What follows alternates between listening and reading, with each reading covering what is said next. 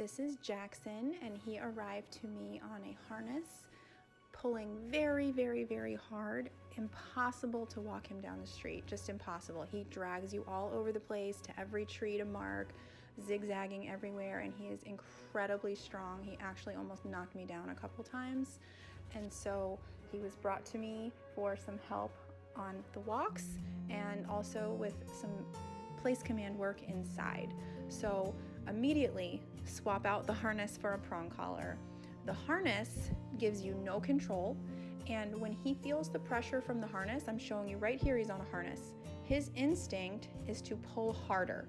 That is what dogs instinctively do, and that is why you will see sled dogs and working dogs wearing harnesses when their owners want them to pull. It creates drive. So what I'm doing now is swapping out the harness for a prong collar and doing the prong collar dance. You'll see him shaking his head every now and then. That is totally normal, and it goes away. It's just a new sensation on his neck. So you're seeing the difference between the harness and the prong collar, much more control, and he instinctively comes back to me instead of knocking me over. So we start our walk. It's a little choppy always at first because I'm literally telling him, you can't drag me all over the place. Now you have to listen to me, and now you have to follow me and do what I say. And so every time you see my hand move, I'm giving him communication. It's very subtle. It's literally just a flick of my wrist. That's enough to communicate to him what I want. So we just start moving. Movement is the best thing. We are doing 180s, directional changes, stop and sit, teaching him the rules of the walk. If no one teaches him, he's never gonna know, and he's just gonna think pulling my human down the street is acceptable. So here I am, literally teaching him the rules, the ways of the prong collar through pressure and release, teaching him what the pressure means, working through objections. You just saw a little objection right there, and just practicing. If you notice, I'm practicing in an alley where there's very little distractions.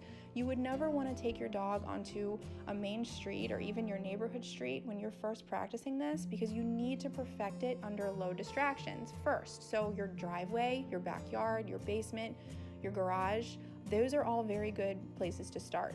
Now that we've got some of the rules down, I'm moving to the main street, and he's doing great, and we're just keep repeating the same things we've been doing. Loose leash walking, turning when I turn with me, not objecting, and basically following me instead of leading.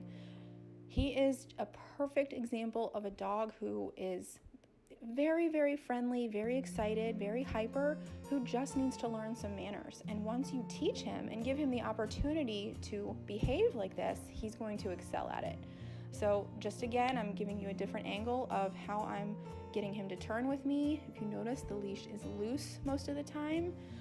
And so I'm just showing you guys how quickly I did this in 10 minutes. So I went from a dog dragging me down the street, swapping out to a prong collar, using it correctly, and now I have a dog who's following me instead of pulling me. This was all accomplished in under 10 minutes. I just want you guys to realize how quick this can happen. Now, it does take a while to perfect it, but to go from a pulling dog to a dog that's following does not take long.